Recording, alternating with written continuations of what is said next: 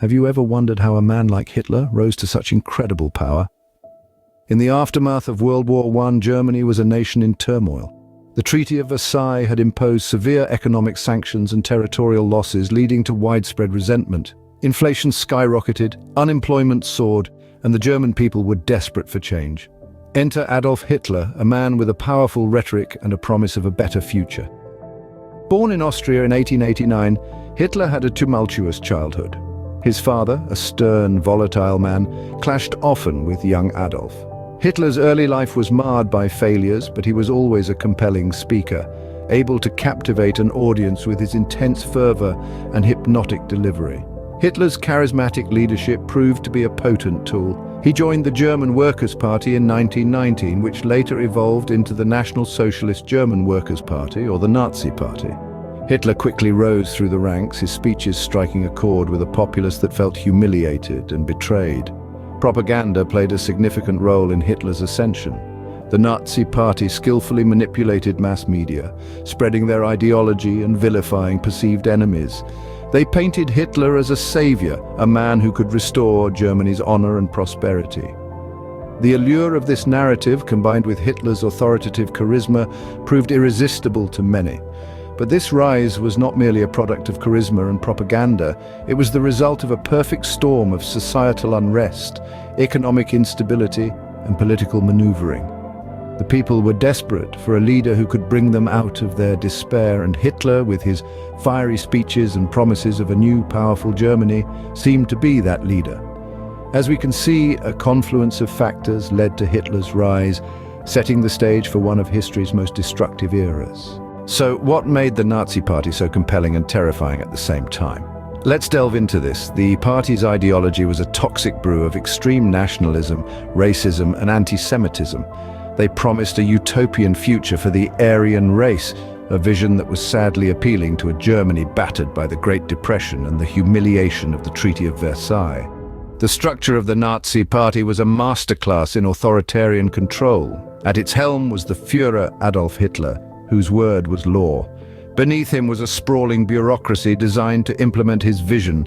This included the Gestapo, the secret police, and the SS, the paramilitary organization responsible for some of the worst atrocities of the Holocaust. The Nazi Party was adept at using fear as a tool of control. The Gestapo was everywhere, ready to pounce on any signs of dissent. People lived in constant fear of being denounced by their neighbors or even their own family. The concentration camps, initially used for political prisoners, were a chilling testament to the fate that awaited those who opposed the regime. But fear was not the only weapon in the Nazi arsenal. They also relied on the creation of a common enemy. The Jews, they claimed, were responsible for all of Germany's ills. This scapegoating served a dual purpose. It provided a target for the people's anger and frustration, and reinforced the narrative of Aryan superiority. Lastly, the Nazi Party manipulated the truth to serve their ends. They controlled the media, education, and even the arts, ensuring that the only narrative the German people heard was the one they wanted them to hear. This manipulation of reality was a key factor in maintaining their iron grip on power. The power of the Nazi Party was rooted in fear and hatred, a grim reminder of the dangers of unchecked power. Let this serve as a stark warning from history, a reminder of what can happen when power is concentrated in the hands of a single individual or party, and the importance of standing guard against such a recurrence. How could humanity have allowed the Holocaust, the systematic genocide of 6 million Jews, to happen? This question haunts us, even as we delve into the unfathomable darkness of the Holocaust. The Holocaust, a calculated, organized, state-sponsored persecution and murder, was the Nazi regime's chilling solution to their concocted Jewish problem. It was a time when the very essence of humanity was put to the test and found profoundly wanting. In the heart of Europe, a society was methodically stripped of its human rights, dignity, and eventually, its existence. Jews, framed as the scapegoats for Germany's ills, were dehumanized to such an extent that their systematic extermination became justifiable to their persecutors. Propaganda machines worked overtime, churning out venomous stereotypes, reinforcing prejudices, and fostering an environment where hate thrived and evil took root. The concentration camps, the epicenters of this mass extermination, are grim reminders of this horrendous period. Auschwitz, Treblinka, Belzec, names that now stand synonymous with death and despair. Here, under the guise of labor camps, millions were worked to death, starved, or led to the gas chambers. The air was thick with the stench of fear, despair, and the smoke of burning bodies. Yet the world outside initially met these atrocities with disbelief. Rumors of such inhumanity were so monstrous, so beyond comprehension, that they were dismissed as wartime propaganda. This disbelief, this failure to comprehend the scale and intensity of the horror that was unfolding, allowed the genocide to continue unabated for years. But as the undeniable evidence of the Holocaust began to surface, the world was jolted from its stunned disbelief into action. The liberation of concentration camps by Allied forces revealed the full extent of the Nazis' crimes against humanity. The skeletal survivors and piles of lifeless bodies bore silent testimony to the horror that had unfolded within the barbed wires of the concentration camps. The revelation shook the world to its core, leading to a collective vow of never again. The Nuremberg trials were a direct result of this, an attempt to bring the architects of this mass murder to justice. Although no punishment could ever truly compensate for the magnitude of the crime, it was a necessary step towards acknowledging and confronting the atrocities perpetrated. The Holocaust stands as a stark testament to the depths of human cruelty and the importance of standing against bigotry and intolerance. It's a grim reminder of what can happen when hate is allowed to proliferate unchecked. We must remember the Holocaust, not just as a historical event, but as a warning. A warning that we must constantly strive to uphold the values of compassion, tolerance, and respect for all life, lest we allow such a dark chapter of history to repeat itself. The Nazi regime, once seemingly invincible, ultimately fell. But how? The fall of the Third Reich was no overnight occurrence. It was a culmination of several factors, each as significant as the other. The Allied forces, for instance, played a pivotal role.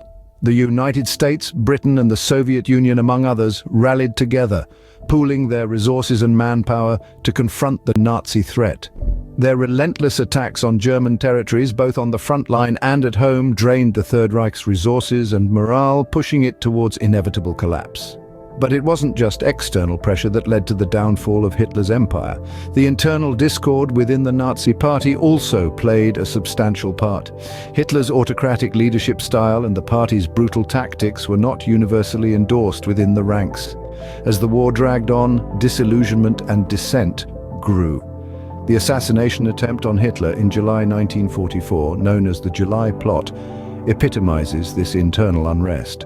Then, there were Hitler's strategic mistakes. His decision to invade the Soviet Union, for instance, split his forces, stretched his supply lines thin, and opened up an eastern front that Germany was ill-prepared to handle. The harsh Russian winter further complicated matters, decimating his troops and diminishing their fighting spirit. Moreover, Hitler's obsession with the Jewish genocide, even in the face of military defeat, diverted valuable resources away from the war effort, hastening the Nazi downfall. In the end, Hitler's dream of a 1,000-year Reich lasted a mere 12 years. His once formidable empire crumbled under the weight of its own ambition, the relentless pressure from the Allies, internal discord, and strategic blunders. The fall of Berlin in May 1945 marked the end of the Third Reich and Hitler's death a week prior, the end of his reign of terror. The fall of the Nazi Party underscores the inevitability of justice, even in the face of seemingly insurmountable odds.